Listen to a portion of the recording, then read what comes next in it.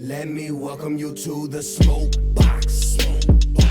Windows up, couple in rotation. I boxed out about 3 or 4 faces.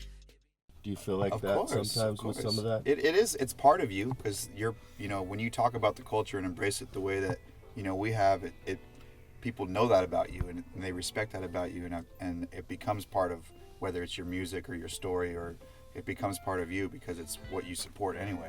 Yeah. I agree, man. It's an extension. Yeah. Because it does help you be creative as well. I think for some people it's a crutch. They need it to be creative, and other people it's just like an add-on. What's that? The weed? Yeah. Yeah, it's medicine. I think it's in the psychological. Like how you look at it. They're finding out that it works on the brain. It does. It heals the brain. I mean, they know that it works for those people that have those particular seizures that constantly happen. That there was that story of that little girl. Her parents were trying to find this whatever drug that would help stop the seizures, because she was having seizures all day. Yeah. She'd have like 100 seizures throughout the and. Somebody put her parents on to the CBD aspect. Yeah, of it. the CBDs. Like the flower without the THC. Just got CBD. And they tried it. They didn't know how it was going to be, and they felt sort of bad about it, and there's a whole story on it. But when they let their daughter try it, all those seizures stopped, the convulsing stopped, all that. She got healed. And, she went from having 100 seizures a day to maybe 2 or 3. Yeah. And it's pretty amazing. Practically went away, and a lot of people saw that. That's what changed the mind of Sanjay Gupta about his stance on marijuana and its healing properties. Yeah, I mean those oils are incredible what they're doing, and the beautiful thing about it is it just all comes from a plant. You don't have to get it from a pill. You don't have to get it. You know what I'm saying? It's all natural, and really just drives the drug administration crazy because they can't pill it. Well, the drug administration is just an arm of the administration. Yeah. And the American government's known about weed long before we knew about it. Since 1911. Yeah, they've known about it. They've been thinking of ways to try to patent it, They tried to put a patent out on it, and so they've known the healing effects. Yeah, and they've known about all this. It would put a lot of the pharmaceutical companies in a bad position. But what it really turned out to be, and the reason it's disappearing so fast, it's a racist law. It always has been. It was designed as a racist tool to demonize Mexicans, to demonize blacks more. The minorities of the time. That's why they called it marijuana. Yeah. Up until then, it was called hemp, and hemp is the most. I didn't know that. That's kind of a cool story. Yeah, hemp is the most revered plant on the planet. It's been there for years. They should chase it. And what we're smoking is hemp. Yeah. We are smoking hemp. That's true right. hemp. Some good hemp right here. Yeah. They should change the name. And the drugstore is named after hemp. Did you know that? No, I did not. The word drug, it's a Dutch word. Droog. It's from the Dutch word droog. Wow. And to droog is to dry. Huh. And so when they used to transport marijuana, they would dry it. They would droog it. Make sure it's droog. Wow. And so when they sold it, of course, where would you get your droog from? The drugstore. The drugstore. And so now that's where the drugstore came from. Yeah. So it's always been in this culture, but it's been hidden in one form or another. And it's been hidden. No, it's been foremost in this culture. Yeah. Canvas that you paint on is from cannabis. And they were using it when they first back in the Ben Franklin days. Yeah. Everybody had hemp. And that rope. went down all the way down. It wasn't just in Ben's days. It started around Ben's day. But it's been before that. It's still going. Yeah. And that's why they had to see alcohol. When alcohol was illegal, then crime flourished. Yeah. And so once he made alcohol legal, they had to have something else. And it's a racist law. Like alcohol prohibition was a racist law. Did you know that? I just thought it was just a way to get people back to square. No. The original intent.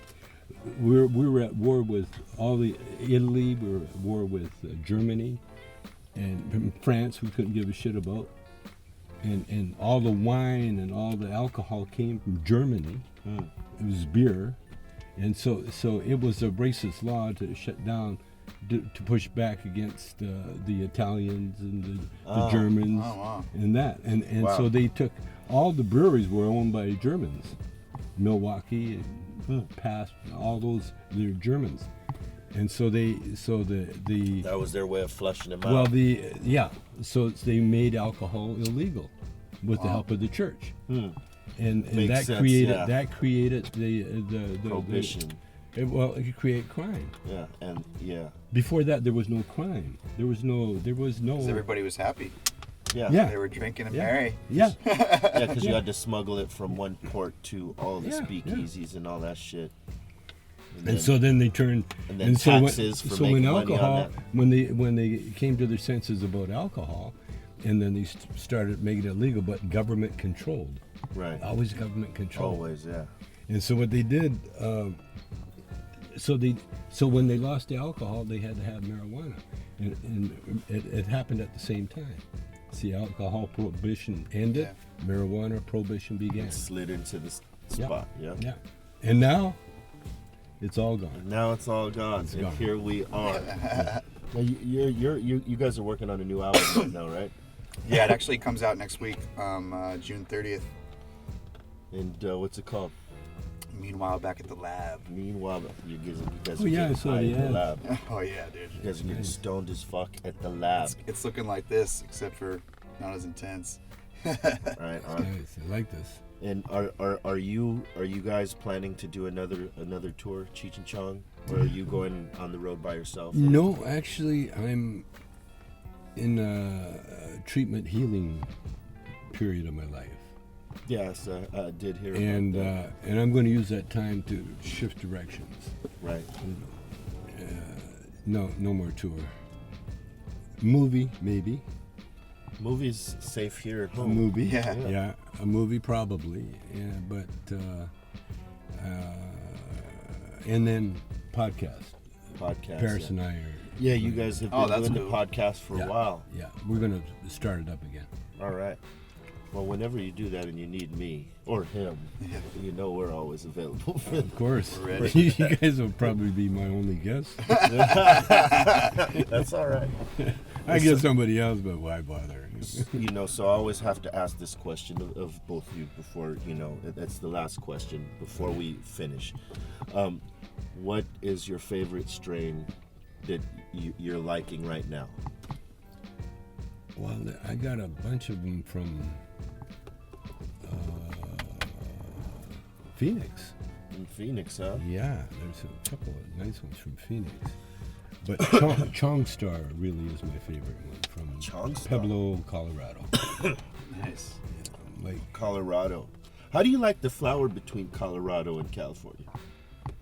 Oh, I like them separately. Yeah.